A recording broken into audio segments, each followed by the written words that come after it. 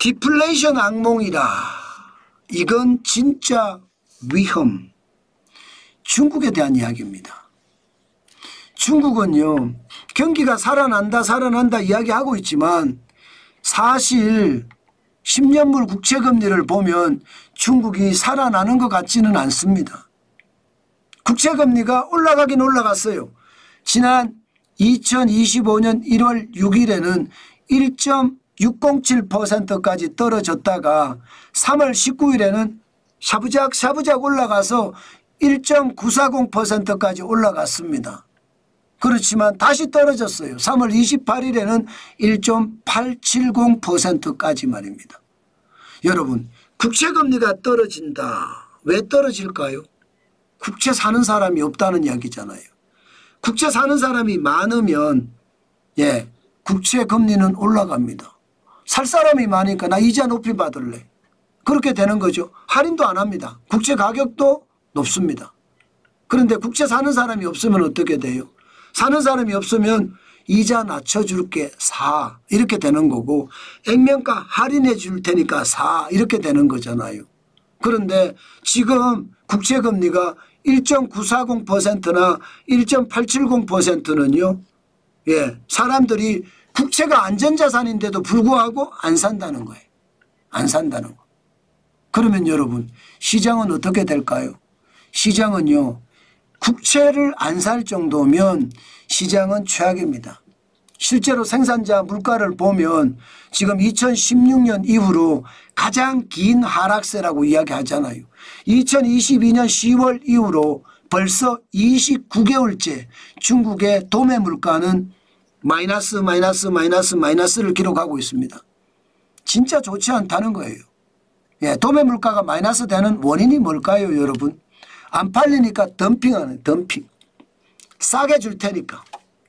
창고째 줄 테니까. 싸게 사라 이거죠. 싸게 사라. 그런데 도매 물가는 싸게 사라 이래서 떨어졌어요.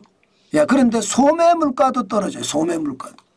소매 물가도 2025년 2월에 0.7까지 떨어졌습니다. 0.7까지. 마이너스 0.7%까지 떨어졌으니까 이게 중국의 소매 물가도 떨어지네.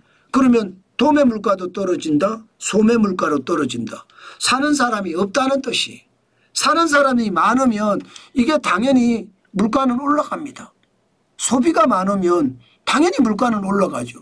그런데 소비가 적으니까 물가는 떨어지는 것 아니에요. 물가가 떨어지면, 도매 물가도 떨어지면 기업이 생산하는 것을 줄일 수밖에 없습니다.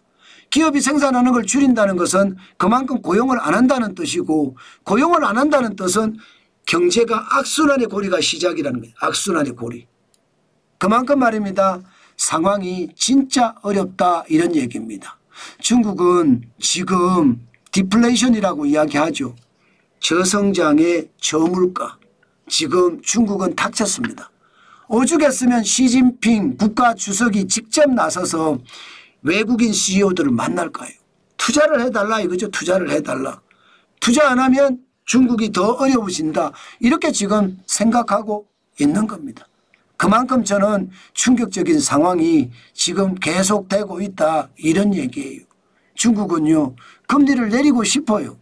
금리를 내려서 기본적으로 여러분 경기를 더 활성화시키고 싶어. 그런데 아직 말입니다.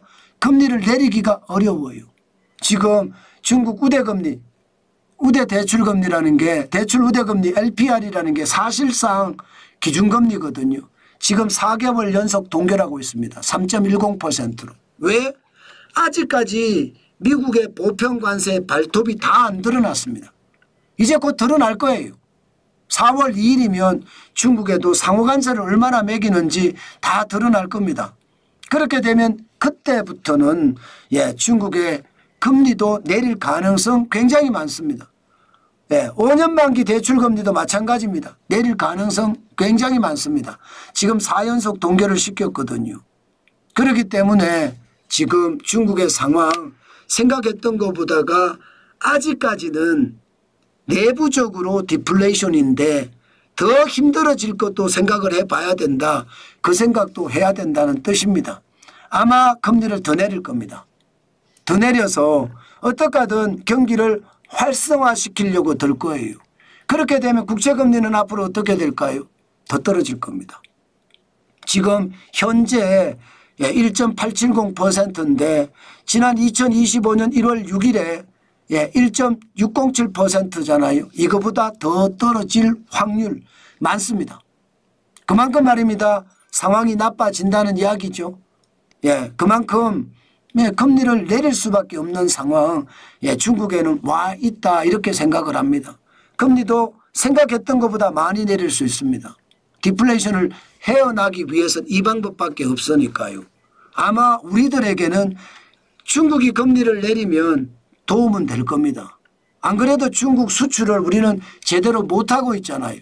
그런 상황을 감안해 보면 도움은 좀 될 겁니다. 그러나 중국 전체적으로 5% 목표를 세웠지만 지금 세계 유수 경제기관들은 4% 중반이다 이렇게 이야기하거든요. 5%를 달성 못한다고 합니다. 쉽게 말하면 디플레이션, 저성장의 고물가라는 저성장의 저물가라는 상황이 계속될 거다 이렇게 생각하는 거죠. 결국 말입니다. 우리 경제에도 중국의 영향은 많이 미칠 수밖에 없습니다. 그러면 우리 경제도 쉽지 않다는 이야기가 되는 건가요? 아마 앞으로 그만큼 쉽지 않은 상황이 계속되겠다. 그 말씀 여러분들에게 드리고요. 여기에서 더 중요한 것은요. 중국이 저성장 저물가가 된다. 한국도 저성장 저물가가 된다. 이 말도 저는 틀리지 않는다고 생각합니다.